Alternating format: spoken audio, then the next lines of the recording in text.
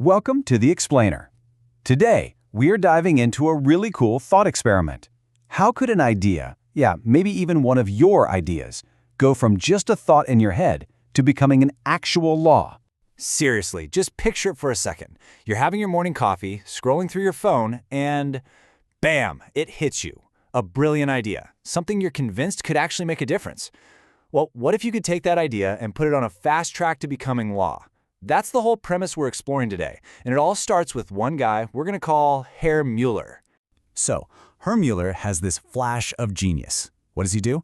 He pulls out his phone, opens up this special politics app, types out his idea, and just hits send. And right there, that's the start of this wild journey, where his private little thought begins to turn into a very public proposal. And things move crazy fast. See, the app itself is pretty smart. It uses AI to summarize the different arguments, and it shoots notifications to people who are actually interested in that specific topic. It's all designed to make sure good ideas don't just get lost in the noise. And for Herr Mueller, man, it works.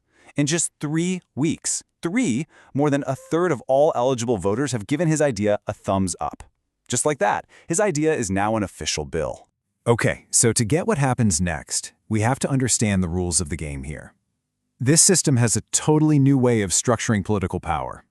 So, just forget everything you know about the classic branches of government. In this world, there are 4 pillars that run the whole show. Let's break them down real quick. First, you've got the people. That's us, the citizens, who can actually propose laws. Second, the council, which is basically your traditional parliament. Third is the executive, the government that has to get things done. And fourth, this is a big one, the guardian, which is an independent body that makes sure everything is above board, kind of like a constitutional watchdog. Now, Herr Mueller's idea came from that first pillar, the people. So now, the other 3 get to weigh in. And this is where it gets really, really interesting. What happens now is basically a 2-week-long high-stakes numbers game. The other 3 powers have exactly 2 weeks to cast their vote, and the rules could not be simpler. So check this out. It's dead simple. A yes vote gets you +1 point. A no vote is -1 point. If you abstain, it's 0. Nothing changes. That's it. If the final score is anything above 0, even just +1, the bill becomes law. That is the only rule that matters. All right, the clock starts now. Because Herr Mueller's bill was successfully introduced by the people, it gets a head start. It's already on the scoreboard with +1. Not a bad way to begin, right? And boom, right out of the gate, it gets a huge boost. The Guardian, that independent control body, reviews the bill and votes yes. That's another point. The score jumps to +2. I mean, with the people and the independent watchdog both on board, this thing has some serious momentum. Okay, next up is the executive, the government. And they can't decide. They're split, so they abstain. The score stays put at +2, but now the pressure is on. Everything is riding on this last vote from the council. But wait, here it comes the twist. The council, the parliament, casts its vote, and it's no. A majority of its members are against it. That costs the bill a crucial point. The score suddenly drops from a comfortable +2 all the way down to +1. Wow. All of a sudden, this is a total nail-biter. And just like that, time's up. The 2 weeks are over. So let's tally it up. We have 2 votes for it from the people and the Guardian, and 1 big vote against it from the council. And there you have it. The final score is +1. And since the only rule is that the score has to be greater than 0, Herr Mueller's idea actually made it. It's going to become law. Unbelievable. But you have to understand just how razor-thin this victory was. I mean, this whole thing was hanging by a thread. Just look at this alternate scenario.